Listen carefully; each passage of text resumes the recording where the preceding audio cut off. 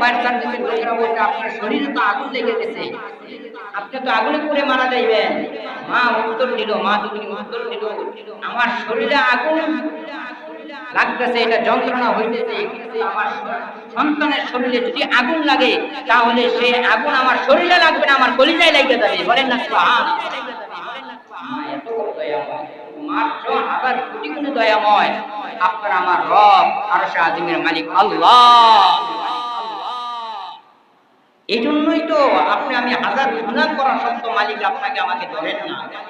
সূরা ইয়াসিনের মধ্যে আল্লাহ তাআলা বলেন, ওয়ালাউ নাশাউ লামাসাকনাহুম আলা মাকানাতিহিম, বান্দারে আমি আল্লাহ যদি চাইতাম তুই যেই জায়গায় গুনাহ করছ আমি সেই জায়গায় আল্লাহ তোরে ধ্বংস করে দিতে পারতাম। এই কথা আল্লাহর আছে না নাই?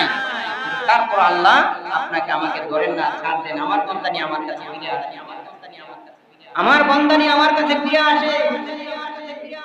আল্লাহ কত বড় দয়াময় দেখেন।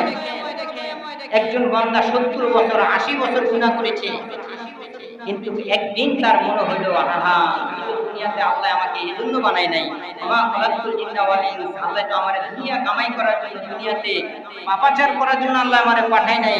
আল্লাহ তো আমাকে দুনিয়াতে পাঠাইছে আল্লাহর ইবাদত করার জন্য। আহারে আমি কত নাফরমানি করেছি।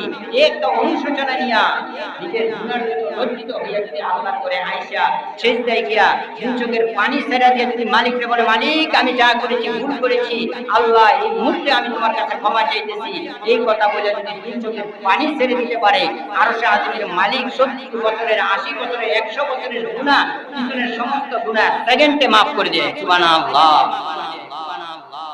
এটা হলো মালিকের দয়া।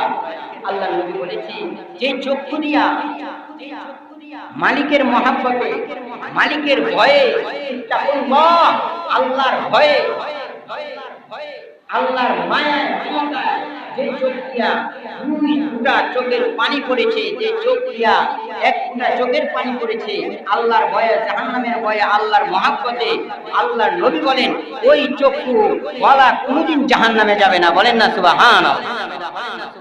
ওই চক্ষু কোনদিন জাহান্নামের আগুনে জ্বলবে না। মালিকের ভালোবাসা কত বড় ভালোবাসা।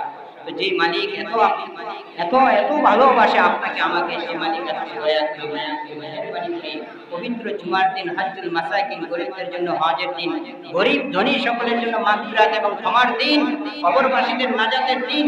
জুমার দিন তো এমন একটা দিন যেই দিনে আল্লাহ তাআলার কোন বান্দা বা বান্দী যদি ঈমানের সাথে মৃত্যুবরণ করতে পারে, আরশে আজিমের মালিক জুমার দিনের উসিলায় তার জিন্দেগীর গুনাহ খাতা maaf করে দেয়। বলেন না সুবহানাল্লাহ।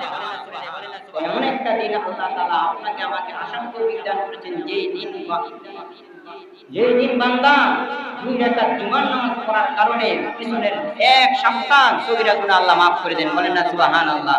এমন একটা দিনে আল্লাহ পাক আপনাকে আমাকে কবুল মঞ্জুর করে আল্লাহর ঘরে আল্লাহর মেহমান হিসেবে তারিখ হিসেবে আসিয়া সিজদা দেওয়ার তৌফিক দান করেছেন। এজন্য আমরা খুশি না বেজার? আরে আমরা খুশি না বেজার?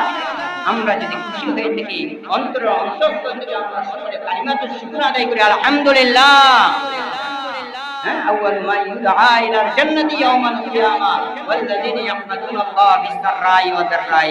আল্লাহ নবী বলেছেন, যে ব্যক্তি দুনিয়াতে সুখে দুঃখে সর্ব অবস্থায় আল্লাহ পাকের শুকরিয়া আদায় করবে, হাশরের ময়দানে সর্বপ্রথম আল্লাহ তাআলা ওই সমস্ত বান্দা বান্দীদেরকে জান্নাতে প্রবেশ করায় দিবে। বলেন না সুবহানাল্লাহ।